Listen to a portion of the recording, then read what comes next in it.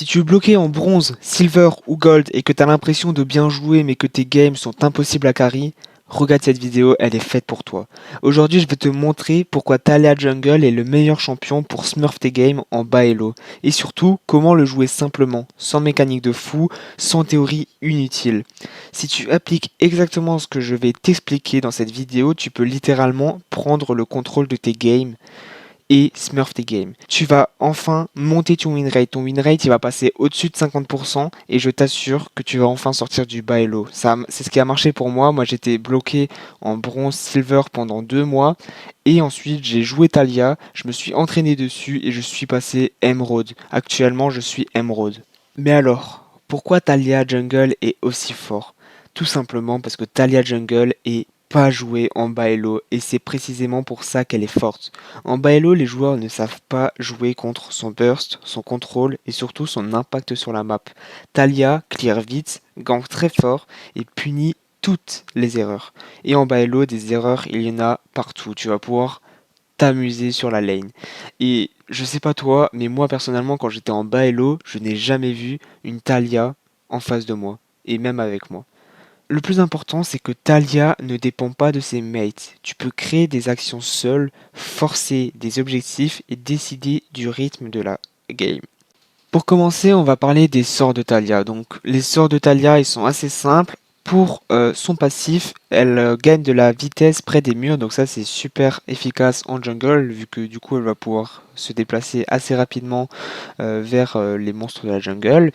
Son Q, il permet de lancer une rafale de pierres, et en fait la spécificité c'est que quand tu lances une fois le Q, ça va créer une zone, et quand tu relances un Q dans cette zone, ça va lancer un gros rocher de pierre qui va mettre plus de dégâts et qui va ralentir les ennemis adverses.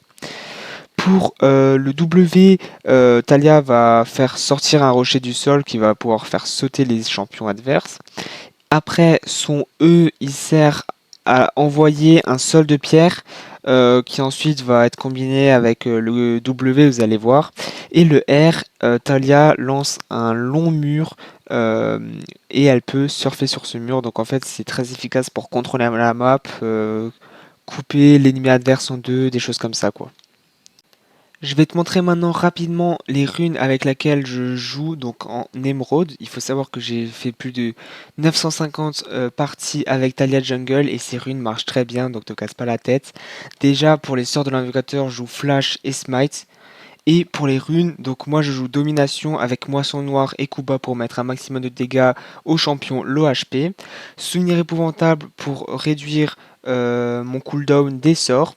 Et Chasseur de trésors pour récupérer un maximum d'argent quand je participe aux éliminations. Ensuite je joue avec Inspiration, donc chasseur magique qui me permet d'avoir des bots gratuitement au bout de 12 minutes. Le temps est réduit en fonction de votre implication sur les kills.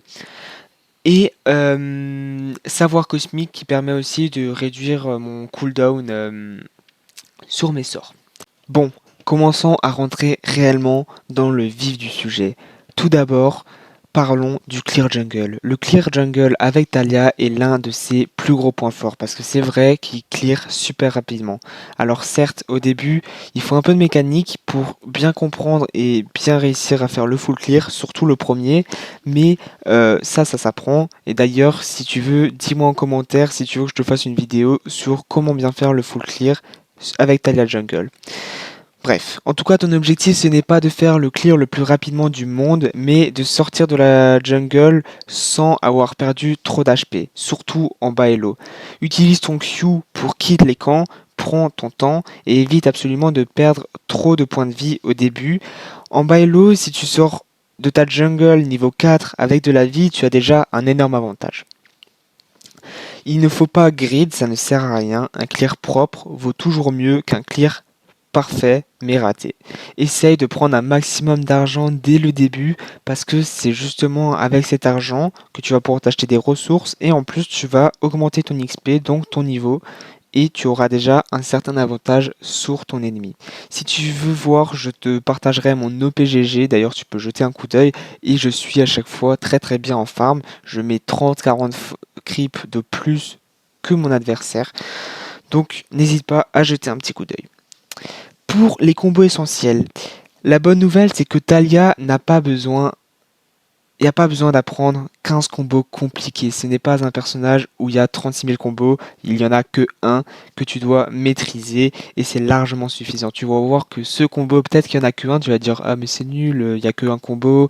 Tout le monde va savoir ce que je vais faire. Sauf que c'est très destructeur derrière, tu verras. Donc, voici le combo. Tu utilises calmement ton W avec ton E. Et ensuite, tu enchaînes avec ton Q. Tu peux des auto-attaques. Bref, voilà. Le combo réel, c'est WE. N'hésite pas à faire EW, mais WE, c'est encore mieux parce que justement, la zone de visualisation du W est moins visible que celle du E, donc les gens s'attendront moins. Au début, je faisais EW, tu peux aussi le faire si ça t'aide, mais WE, c'est très très fort. Donc si tu fais, si tu sais faire ce combo correctement, tu peux tuer n'importe quel carry mal placé en bas elo parce que en fait c'est très puissant, ça fait énormément de dégâts et ça va stun ton adversaire pendant 1 à 2 secondes. Donc c'est très efficace, même si ton adversaire en face il est fit parce que juste il pourra rien faire. À part s'il a un Zonia, il ne peut rien faire. Ne cherche pas à être flashy, cherche à être efficace. Essaye toujours de d'aller sur les lanes qui vont te donner le plus de ressources, le plus d'argent et où tu as la possibilité de récupérer quelque chose de bien, soit pour ton équipe ou pour toi-même. Tu vas très vite comprendre que Talia est très très puissant dans les ganks. C'est ici que Talia devient vraiment injuste. En bas elo, les joueurs s'avancent beaucoup trop et Talia est parfaite pour punir ça. Cherche en priorité les lanes sans dash ou les joueurs qui avancent trop sans vision. Parce que c'est vrai que Talia a vraiment un désavantage contre les personnages qui ont des dashs comme Katarina. Katarina, c'est vraiment très très chiant contre Talia. Mais après, ça peut être très très fort. Par exemple, un Renekton, si vous placez votre sol de rocher, s'il va vouloir faire son dash dans le sol, il va aussi être stun. Et ça peut être un avantage pour l'empêcher de s'enfuir.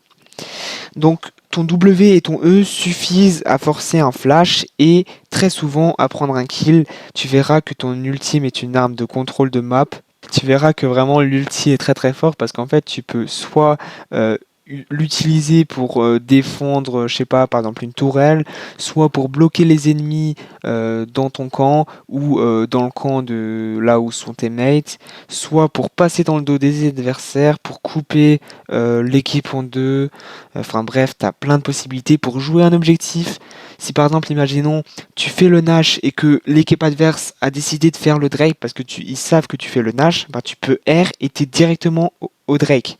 Genre c'est vraiment très très fort pour se déplacer rapidement. N'hésite pas donc à l'utiliser pour bloquer les ennemis, mais aussi tu peux l'utiliser pour fuir et ça c'est très important. Le petit conseil qu'il faut savoir avec le R de Talia, c'est que en fait, quand tu te fais toucher, même une auto-attaque, tu peux pas l'utiliser pendant 3 secondes. Tu as un petit cooldown en fait quand tu te prends des dégâts de n'importe quel champion, ou même, non pas de mob, mais de n'importe quel champion, tu dois attendre 3 secondes avant de le réutiliser. Maintenant, écoute bien parce que c'est là que la plupart des joueurs échouent. En bas elo, tu ne dois pas suivre tous les calls de tes mates. Tu dois suivre le bon call, les bons calls. C'est toi le jungle, c'est pas à eux de te dire quand tu dois venir sur leur lane pour gank, quand tu dois venir faire un objectif, c'est à toi de choisir. Si ton équipe veut fight sans vision, sans objectif, c'est leur problème. Mais toi, vu que tu sais que il y a potentiellement le jungler adverse qui est là, tu ne suis pas. Avec Talia, tu peux forcer des dragons, des héraldes et créer de la pression même seul. T'en fais pas, si t'as des mates qui servent à rien, tu peux quand même réussir à carry des games avec Talia. Le joueur qui décide gagne la game et avec Talia, tu peux facilement décider. C'est toi en fait qui décide, c'est toi le maître du jeu. Avec ton R, tu as des centaines de possibilités et je suis sérieux. Tu peux même réussir à sauver un de tes mates sur un des shorts là que j'ai sorti. J'ai sauvé mon mate juste avec mon R. Bref, ne joue pas pour faire plaisir à ton équipe, c'est le plus important. Il faut que tu joues pour gagner. Il faut que tu te concentres. Quand tu commences une game, tu te concentres.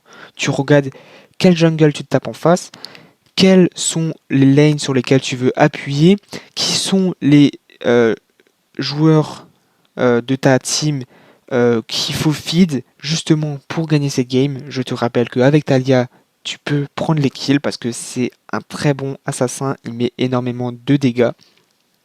Bref, avec Taliyah, tu peux faire énormément de choses, fais-toi confiance, donne ton meilleur de toi-même et arrête de t'énerver en partie, c'est aussi très important. Essaye juste de te concentrer sur toi-même, te dire que même si par exemple, je sais pas, vous perdez 5-0 au début de partie, ça ne veut absolument rien dire parce que justement, il y a des joueurs qui sont, il y a des champions sur ce jeu qui sont 1000 fois meilleurs en late game. Par exemple, regardez Jinx. Jinx, ça peut être en genre 0-6 à la fin de la game.